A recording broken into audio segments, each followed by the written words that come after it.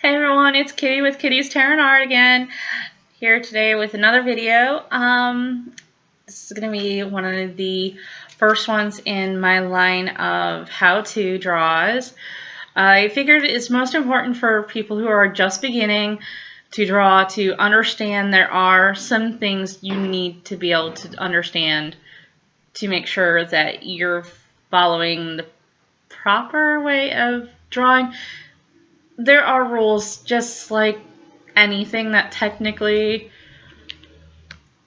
are in the universe. There's elements and then there are principles of art. Today I'm going to cover the elements of art. The elements is pretty much what makes up the tools you use to create it. Kind of like you have to use pencils to draw with or whatever medium. Well, these are ways to create it in a sense. So there's 6 elements of art: line, shape or form, texture, value, space, and color. I'm saving color for last because it's the most in-depth. Line, as you understand it, is a line. But is defined as a mark with greater length than width. And in this case, width is defined by the actual thickness, more often called the line weight of a line. I did some really quick, cheesy note cards just to kind of convey the concept. So my usual art quality is not there. It's like kindergarten quality. But it's kind of like no-brainer. You cannot miss the point of it, and that's what I was aiming for. So here is my little flashcard on line. Of course, it can be any directional, vertical, diagonal, horizontal, curvy, zigzaggy, or what's called an implied line. An implied line is kind of like a dash, doing like little dashes in the road. The mind understands that there's supposed to be a line connecting this piece of line to that piece of line. And so that's just one way artists use line to suggest something. Hold on.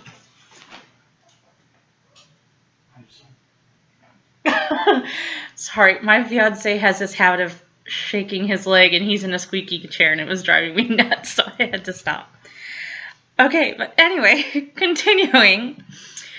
You can also have, obviously, shorter or longer lines, but here's examples of line weight that I was talking about. You can have a fine or a light weight line, a medium, which is universal either way, medium weight, medium thickness, or you can have a thick line or a heavy, what's called a heavy line. Those are just a few examples of line. The next thing I'm going to cover is shape or form. Shape and form is kind of back and forth. Shape more than anything is the more universal term. Shape in this case is defined as a closed line. So a line, it never connects. Whereas a shape is taking those lines and making it a closed figure. And if you make that shape three-dimensional, then it becomes called form. Usually expressed with a length, a width, and a depth type situation. A lot of people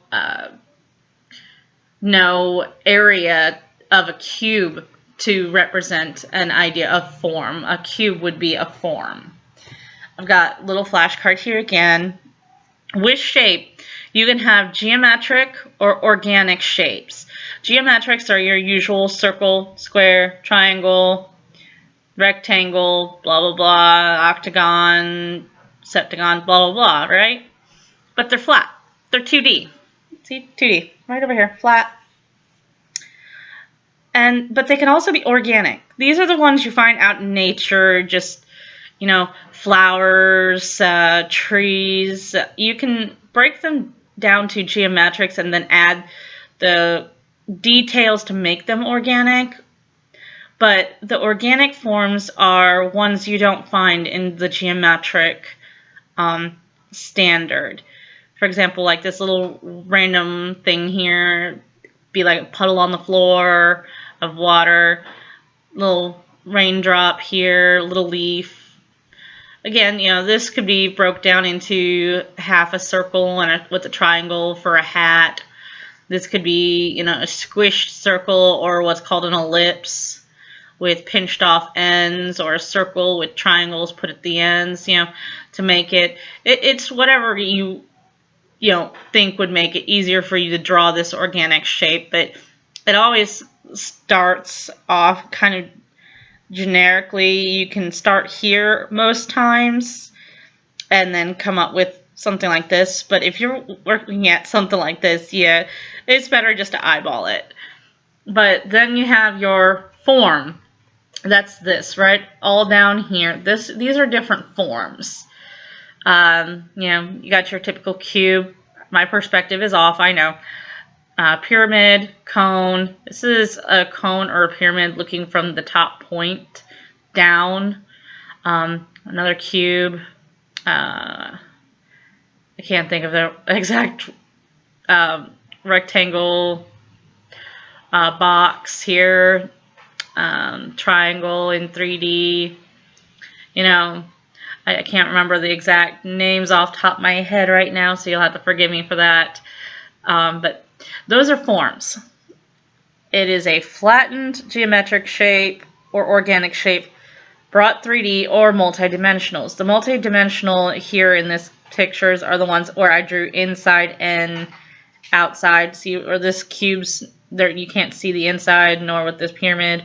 You can with the cone and all these other ones. That's, if I recall right, that when you can see the insides, I believe it's called four-dimensional, if you can see the inside and outside at the same time, synonymously or at the same time. Then there's texture. Everyone understands the idea, you know, something has a feel to it. But when it comes to art, you can create texture. And in the definition given on Virtual Art Instructor, that's where I went to get most of these definitions. I'll give you guys the link at the bottom of the video. It's the perceived surface quality of a work of art, whether it is visual, physical, or both. I kind of added the physical, visual, or both because that part wasn't included, but that is part of the technical definition of texture, because it can be visual or physical. Because people paint with texture, but you can also draw texture, or you can have it both. You can, like, if you're painting, you can have a visual and a physical texture to your painting. I drew just a couple really quick ones. Wood grain, metal. This one is rough, wiry, wavy, stringy, like someone's got really stringy, fine hair type thing, or, you know, grass. You can use that too for grass. Then there's value. Value, do not confuse it with intensity.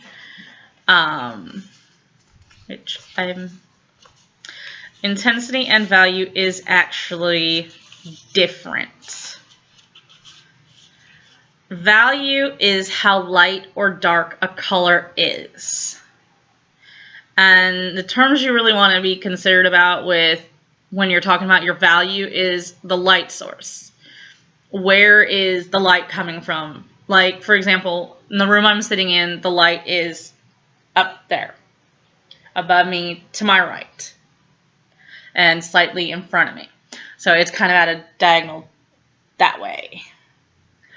That would be my light source. That's how I tell where to put what's called highlights. See these little glows on my forehead here, underneath my chin? It's where the light hits strongest and where it's the brightest illumination. And then, of course, there's the shadows. You can see, you know, the shadowed part. This is where the light's not touching. So it gets shaded or shadowed. And there's also what's known as cast shadows, which you can see my head is casting a shadow onto my arm here. So that's also something too. There's also what's called a value scale. I actually drew one on the back here. I used cool gray. You start with white as your brightest bright. That's a highlight. Shades typically for highlights. I have a 20% gray, 50% cool gray, 70%, and then black is your darkest of dark shadows. It is very rare you will find a true black. It'll just be a very, very dark gray as an actual shadow. You can draw it that way, but it isn't going to look as natural. So to do what's called burnishing, which is completely shaded in as dark as you can, wouldn't be something you're trying to do if you're wanting it to look natural. So that's, I drew the little box here, say the light source is here. It's kind of hard to see. Highlights right at the very tip of this box, and it's slightly shadowed as it's going away from the light.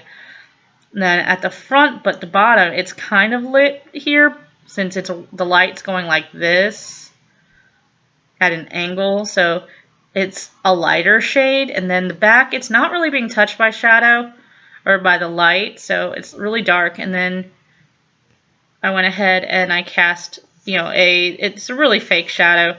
It's pure black. Shadows are typically grayscale. Darker next to the object, lighter going away. Fades to, you know, no shadow at all. Then, of course, there is space. Space is the area around, above, and within an object or a piece of art. In art, it's often used to help you create the illusion on your paper that there is, like in a still life, you're trying to create the fact that there's a spatial interaction between everything involved in that still life. Some of it's closer to you, some of it's farther away, etc. The terms you really need to be concerned about with space is positive and negative space. Positive is the shapes or forms of interest.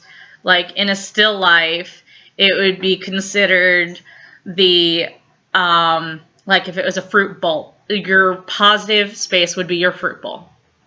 And any negative space is anything being not used, like your background where it's blank. Even the table it's sitting on or cloth it's sitting on, that's technically considered positive space because you put it to use. Negative space is the absence of a shape or form being put to use. It's the lack of actual shape or form being present. Like here, I actually got this little card here. In this card, we'll ignore this for the moment. Here's my little jade green ball here, and it's a little shadow. You know, it's just sitting there minding its own. The ball itself is the positive space. And all this stuff, all this white, including the shadow actually, is all negative space. And another term you need to be aware of is 3D space. 3D space is the over, under, through, behind, and around a 3D form. So I went ahead and I drew this little cube here. And I know I should have wrote this backwards. I'm sorry about that, but I didn't think about that. So here's outside this cube, you know, the top, the side, the inside of it right there, that's the bottom. And then these are the inside of the sides. You know, that's 3D space. That's representing 3D space. And, you know, up here would be the top outside, you know, the side outside, and the bottom outside, you know. It's defined simply as that. And more terms on space you need to be kind of aware of is 2D space. Well, if you have a 2D shape Like, say, okay, so go back to this little ball here. 2D space is the space used up here. This is 2D space. This all technically is considered a 2D space, but again, this is 2D space that's being positively used, whereas this one is technically negative 2D space. And so 2D space is defined when involving space is the illusion of space. Using 2D to create an illusion that there is space, or an illusion, a perception of depth. So going back to that ball, see, I created a shadow. So I made it look like, okay, this little ball just isn't just sitting there. There's something. This is more than just this little ball. And right here we go. Here's a perfect one. It also involves a couple other ones. So I'll go over the other terms real quick before I jump to the back of this card. There's also called point of view. Point of view is how you are looking at an object. Like right now, I'm looking at the front of this card. You guys are looking at the back of the card. And it really is that there is a side, but there really isn't much. See, you know, top, bottom, another side. So depending on how you're looking at this card would be what you would be drawing to bring it back to life into the piece of art. Like for me, mine would be that. Yours, if you guys were trying to draw it, well, I'm giving the card to you, it would be that. And then there's called the illusion of form. An illusion of form is manifested by creating an image with a range of values. You remember how I brought up the values, grayscale, from white to black, the grays in between. That's values. But value when it comes to color is quite different. I'll get into that a little bit later. And then there's called, it's an Italian word, so if I mispronounce this, I am so sorry. Chiaroscuro, I don't think I'm pronouncing this correctly, but anyway, it's referring to the arrangement of how your light and shadows are. And then there's also illusion of depth. The illusion of depth is manifested through various methods, and such as overlapping. You can use the method called perspective. It's an actual method. Size, placement, detail, and color each affects how you create the illusion of depth. Like here on the back of my card here, this is, you know, illusion of space. You know, there's mountains in the back, and a little house, trees. There's trees in the back, but they're much smaller. See how it looks like I'm going away? It's farther away towards the back because everything's so much smaller and less detailed back there than it is up here. And then this is, you know, 3D space, or 2D space. And I brought that up. See how on this little table, there's one little box, there's another little box, but I made it look like, you know, there's more to it. And then point of view. This one I'm going to kind of zoom in a little bit. I'm sorry if it's a little shaky. My hands shake. Depending on how you look at this cube, depends on what the front is going to be. Like in this one here, in the front. This front face of this cube, that's the front. That's the side, and that's the top. And the bottom is, of course, going to be where you can't see it. And the other sides, to the back here and to the side here, you can't see them. In this one over here, the front face is the one over here. So, but you'd also be able to see the top a little bit and the side here. But again, you can't see the back two facings or the bottom facing. And say you're looking at this from the top facing is now going to be your front face instead of the top.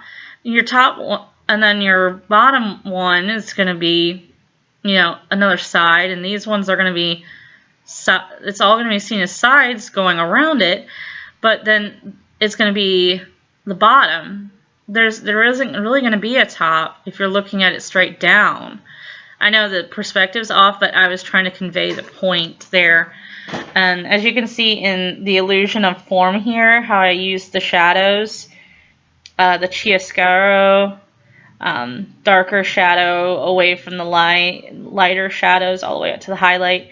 Again, here I actually did a little more of a truer shadow, black to lighter gray. It's not true shadow, but you guys get the picture. But one more thing I want to cover with space before I go to color is creating the illusion of depth. We covered what you can use to create it, but I'll define each one. Overlap, well, it's no-brainer. You use one form to overlap another to create the illusion of something's in front and something's behind. Perspective is a graphic system used to create the illusion of depth using spatial methods such as using a horizon line and vanish point, or multiple vanishing points depending on what kind of perspective you're doing. There's 1, 2, 3 point, and if you want to really get silly but that's not really realistic, you can do more than 3 points of perspective. It gets really crazy on some of those. It really does. I did one for giggles. It was crazy. Size. The smaller something is, more oftentimes the further away from you it is. But if you had that same small item in front of you, it's almost going to be, and you had that same small item farther away from you, depending on the distance you're trying to cover, you might not even see it because it's way too tiny. It might be as tiny as a speck of a dot. Or you might draw it in as a dot. And that's it. And then, of course, placement. The lower on the paper that you place an item, the closer it seems to the viewer. The farther away typically. Or the higher on the paper, sorry, the farther away it seems. Detail. Everything up close is in full detail. The further away it gets from you, you ever looked on a horizon? If you were up close to that mountain, you see all the rocky ledges, the color variations of the stone it's made of. But far away, you're just going to see a mountain. Just a little triangle. Maybe if it's got a really pronounced peak, you might see a kind of little mini peak and then it go back up. But that's all you're going to see. You're not going to see the details, the color changes of the soil that may, or the rocks that may make it up, stuff like that. And then color. Now, intensity is how bright or dull something is. I think I misplaced that flashcard somewhere. I really do. I don't remember. I don't know where. I might find it while I'm digging through color, or I might have just covered it in color. But intensity is how bright or dull something is. So if it's normal color, you'll color it that way up front. But say grass, for example, the grass will be like a bright, lush green in front of you. But as you look in the distance, it seems like it gets duller, a little gray in tone as it gets further away from you. I kind of did this little cheesy picture here so you can kind of see what I'm talking about. The road is the only thing I did in perspective. I meant to do the house, but I forgot to. But see how this really pretty peach house here, you got the lights on, little curtains. This tree, you can actually see some detail, same with the road. And as this gravel road, as you go further away, you can't really see the gravel. You can't tell the details of the gravel path going up to this little house back here where you can't even tell if anyone's home because you can't tell if there's lights on. The trees back here seem kind of muddy, and see how the grass is starting to kind of get a little gray as it goes back. A little detail on the grass here, a little bush. And the overlapping I applied here was by this tree here, that's somewhere behind this house in the distance. And I mean, you could see how that can make it seem like, okay, well, the house is in front, whereas that's in the back. And the placement of the size of the house is much smaller because it's further back. So you can see all these spatial abilities put all into use, or methods put into use in this one picture to convey this little cheesy image. Now, I know this video is getting long, but I had a feeling this one was kind of long because The elements are very important, but they can be kind of complex. Now I'm going to get to the most complex one of them all. Color. Color is defined as light reflected off of objects. There's 3 characteristics of color. Hue, which is the identity of the color itself, whether red, blue, yellow, purple. It's what differentiates itself from other colors. Value is how light or dark the color is. And intensity, also called chroma or saturation, is how bright or dull a color is. And this is all dealing with the actual hue. You have primary hues, which primary hues are colors that you cannot mix any other color to create. And there's only 3 of them: red, yellow, blue. There is nothing in the world you can mix color-wise to create true red, true yellow, and true blue. Nothing.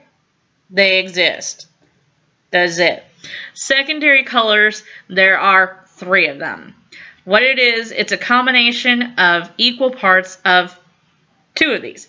Like, for example, yellow and blue, green, yellow and red, orange, red and blue, purple. I know it looks kind of blue. That's violet there. That is violet/purple. That is that. And then there's tertiary colors.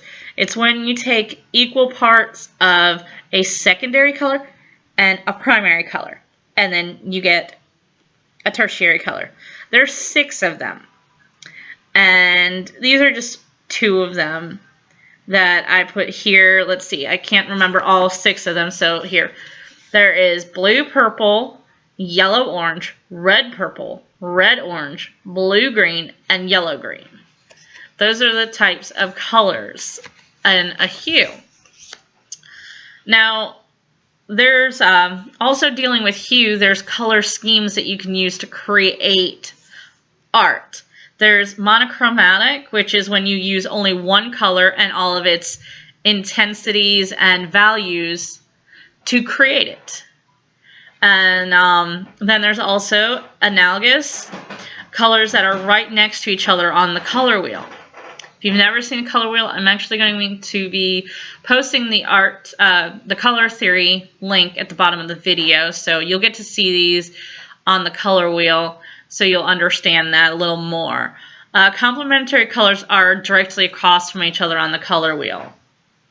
And split complementary colors schemes are made up of a color and its complements closest to its analogous color. So here, as you see, this is a monochromatic, different shades and tints and intensities of blue. Here's analogous. You have red, and I think this is supposed to be like red, violet. I didn't have one, so I had to try to make one. And then there was blue, I think it was, violet and then blue. Violet here and then blue. Again, sorry, the camera on my webcam. Okay, there we go. There we go. Okay, it's got a little better. Violet, you can see it's violet now. And then there's complementary, like blue and yellow. They're directly across from each other. So, and then split complementary, you have red. I think it was red, red, orange, green, and purple, red are the colors I tried to portray down there. Again, I didn't have the colors specifically, so I have to try to make them with my Prismacolor markers. So, yeah, sorry about that. More color schemes that are out there are what's called a color triad. It's when there's 3 colors found on the color wheel that are spaced equally apart from each other. There's also what's known as warm and cool colors. Warm colors are associated with things that are warm. Cool, of course, things that are cooler. Like warm, you could think of like stuff that might be fire or sunlight, colors that associate with that. Cool colors, things that remind you of colder things like ice, snow, cool water. Then there's also one other one that I'm going to bring up, and it's natural, or what's often called, not natural, neutral, but often called earth tones. Earth tones are not typically found on your typical color wheel unless they've been designed specifically to include them somewhere on the color wheel. They typically contain, a neutral color contains equal parts of white, gray, and black. Sometimes browns are also included in this, but it's typically white, gray, and black that consists of your neutral colors. But sometimes different browns and stuff can be considered a neutral color. Again, I did little colors here. Color triads: red, blue, yellow, orange, green, purple. Warm colors: red, orange, yellow. Cool colors: green, blue, violet. Neutral: black, gray, brown, and then, white. You can't really. I just left it. Those are neutral colors. There's also when actually looking at colors, it's not always so easy to decide on things. With color, you can have what's known as an optical or an arbitrary color scheme. These are kind of special color schemes. Optical, or what's often called local color, is what your eyes register as the color to be. Like, blue is blue according to your eyes. It's actually what your eyes perceive and brain perceive the color to be. Whereas an arbitrary color is colors that are chosen by the artists to express emotions, mood, or feelings instead of what they really are. And on the back here, I drew, okay, in real life, here's a tree, brown trunk, green leaves. We know that there's different trees and stuff, but just go with it. Basic tree. Same basic tree, except for this tree reminds me of happiness. So I put warm colors on it to promote happiness. So I got an orange trunk instead and yellow leaves to make me happy. Okay? That's kind of what that consists of. So now the other another characteristic of color is value. A color's value can be considered either tint or shade. Tint is when you add white to the hue of the color, the pure color. And a shade is when you start adding black to make it darker. Tint makes it lighter, black makes it darker. Again, I didn't have true tints and shades, so pink is technically considered a tint of red. And I tried to make darker blues, or I just kind of grabbed some darker, various shades of blue. Here's true blue. This was supposed to be a very dark blue, but black decided to cover. And then, I have slightly darker blue, and then a slightly darker than that blue there. So you get the concept. And the last thing with color is its intensity. Its intensity is how pure the color itself is. Now, pure, the color is called pure when the hue is itself, that nothing's done to it. It's as bright as it can get. And when it's pure, the purest ones known are the primary colors, red, blue, yellow. But you can also have high or low intensity. High intensity is actually when you have a brighter color. The color is brighter and closer to its pure tone. Typically, when talking about intensity, it's grayscaling it. So it's making it duller. But you can also create a lower or higher intensity by taking a color's complement and mixing it instead of using grays. The more gray or complement you mix to a color makes it have a lower intensity. So it makes the color seem duller, fainter, less vibrant. And I did some little doodle here on the back. I used grayscale, cool gray. As you can see here, I'd used true blue on the top. I used this one, first part's pure, And I purposely did it out of order so you can see the difference. The 50%, 70%, and then the 20%. You can really not tell that much on the 20%, but there is a very slight difference between the 20 and the pure. So I did a different color. I chose yellow, and I put a 20% gray over it. And let me kind of show you the difference between that yellow and the original yellow. Okay, remember this little tree here? Okay, see? That tree is the same yellow I used for right here. But I used 20% gray on top of it.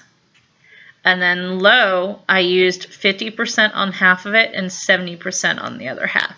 So you really see this is really dull, losing its beauty and vibrancy to it. So that is the 6 elements of art. And I've drug on this video long enough. You will see me use these elements in future artworks, and every now and again I'll bring them up just to refresh your memory. But you use these as guidelines to creating art. Thanks for watching, guys. Like and subscribe if you like. Share if you think someone else could use the video or would like to watch. Thanks. Bye.